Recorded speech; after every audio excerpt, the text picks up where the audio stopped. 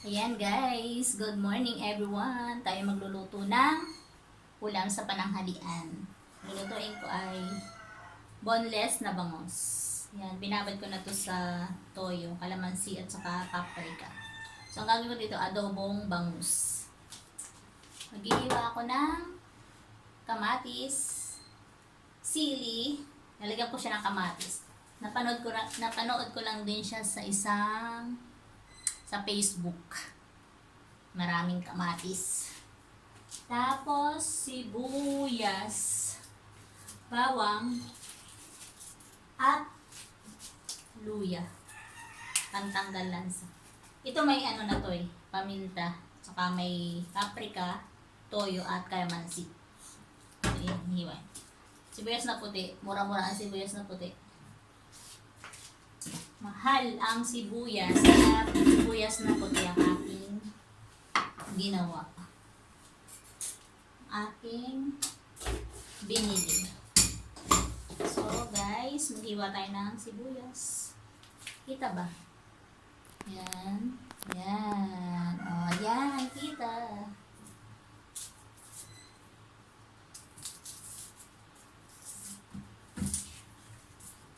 O.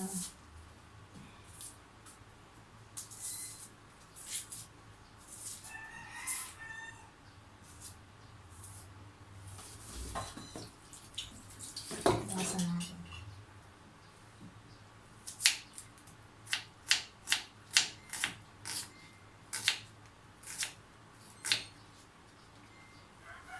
Masarap sa adobo, maraming kamatis. Ay, maraming ano pala, sibuyas. Kaya madaming sibuyas ang nilagay ko. Natawanan ako ito. Ayan. Lagay muna natin sa isang tito.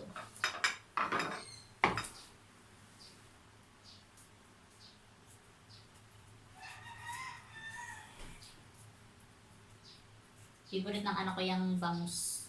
Boneless.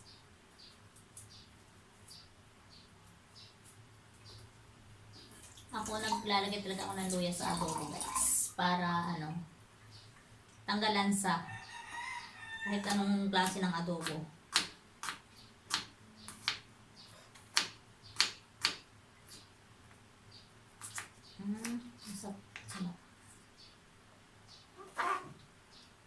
Sabi, sa mata.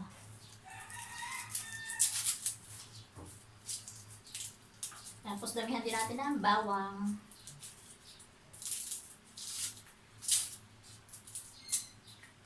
Napanood ko siya sa Facebook. Ay, chef ang gumawa.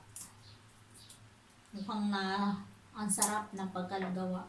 Ang daming kamatis nilagay niya. Ayun na nga guys, walang pasok ngayon. Ang mga ang estudyante. Dahil sa sobrang init. Pa 2 days na ngayon. Kaya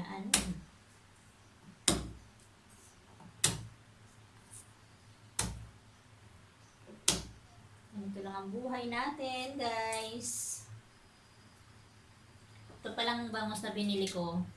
Isang perasong bangus na boneless na, yung happy na siya. Tapos 170 siya guys. So, ang ginawa ko, itong yung kalahati lang yung galulutuin ko. May ulo, may buntot, may gitna. Tapos ito, bukas na lang, prito ko naman. Para medyo tipid. Hindi rin namin mauubos pag niluto lahat. Luto pa ako ng gulay kasi gusto ko yung may gulay. Kailangan natin ng gulay sa katawan guys.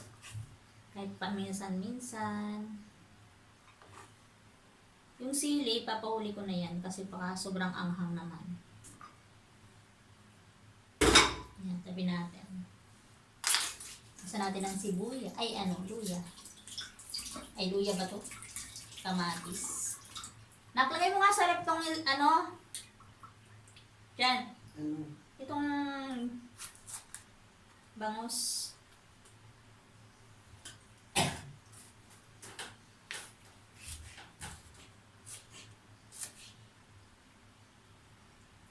Natanggalan ko ng buto guys yung kamatis. Ganon din ba kayo? Tinatanggalan nyo din ng buto pag gumagamit kayo ng kamatis. Kaya ko lang ng may buto. Ha? Ay, sarap.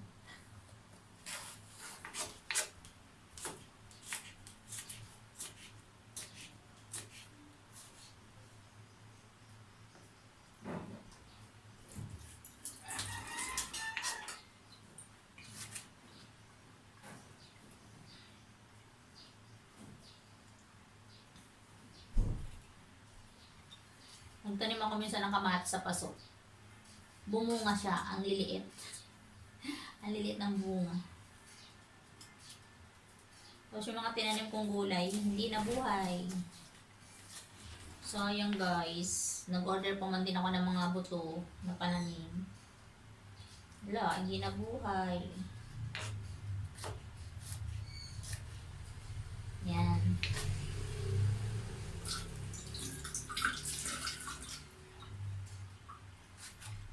Nakita ko kasi doon ito, marami daw kamatis yung ilagay natin.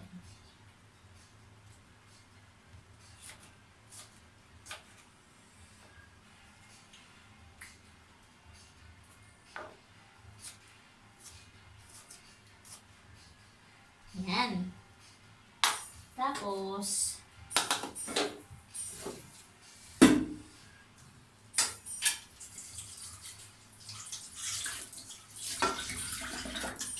gagawin natin guys, ilalagay na natin dito sa kawali.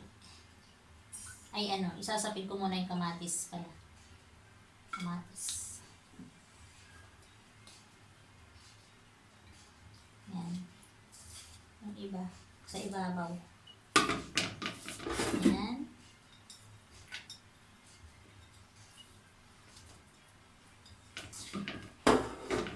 Tapos ilalagay na natin yung bangos. Tatlo lang to.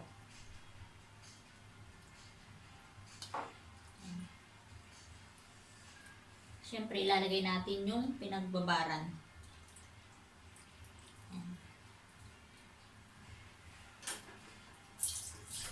Lagyan natin ng kaunting tubig. Tapos, ilagay ko na din ito. Ayan. Yan guys, tingnan nyo. Ayan, Ayan, Tapos papakuluan na lang natin. Lalagyan ko pa ng makaunting tubig ulit. So, yan.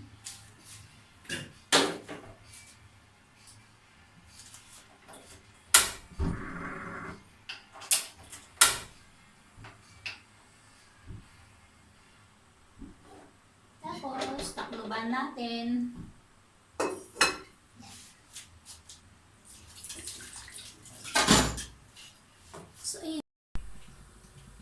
Ayan guys, hiniwa ko na tong sili. Mamaya ko na to ilalagay. Mamaya ko to ilalagay sili. Pag taluto na siya. Tapos lalagyan ko siya ng oyster sauce. Pala. Ayan natin.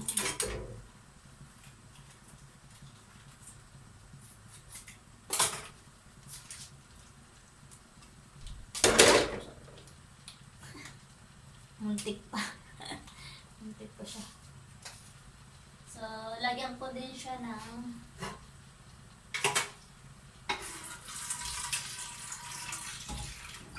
kaunti pang tubig, guys. Ayan.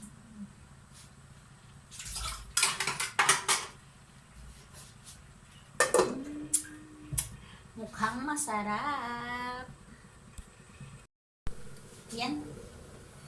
Ooh, look guys. Kumukulo na siya. Yan. Tikman natin. Tikman natin guys kung anong lasa nito.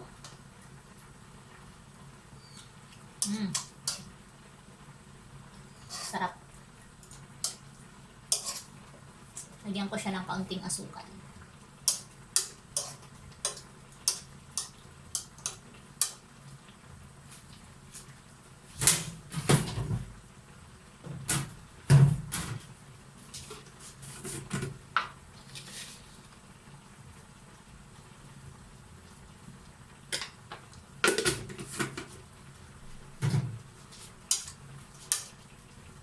Yan, takpan muna ulit natin guys. Antay natin hanggang sa kumunti ang sabaw.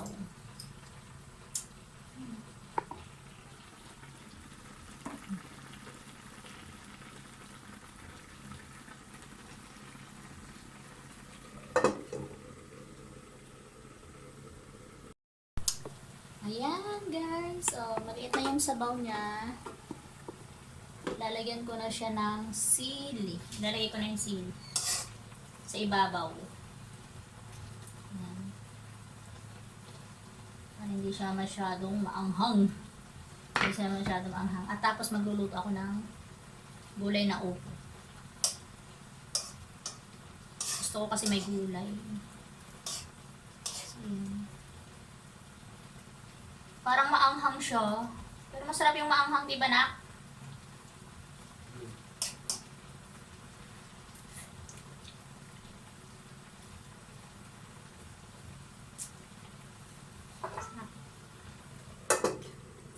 Ayan, maya ulit.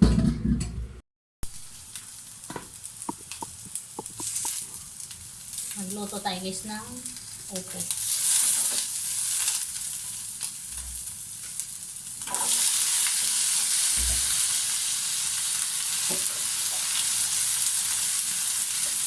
Kaunting upo lang to guys dahil ako lang ang kakain.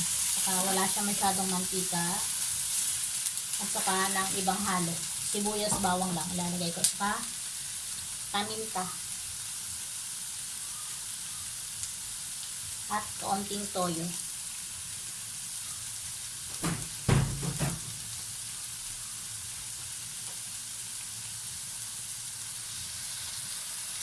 Ayan.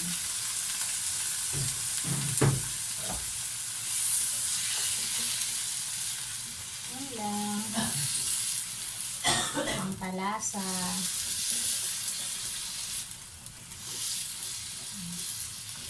Kasi tayo guys, bawal ang masyadong oily, bawal ang maalat. Kaya yan lang ang aking uulamin. At saka, ito ang bangus. Luto na. Yan. Thanks. Ay, sorry. Malikot.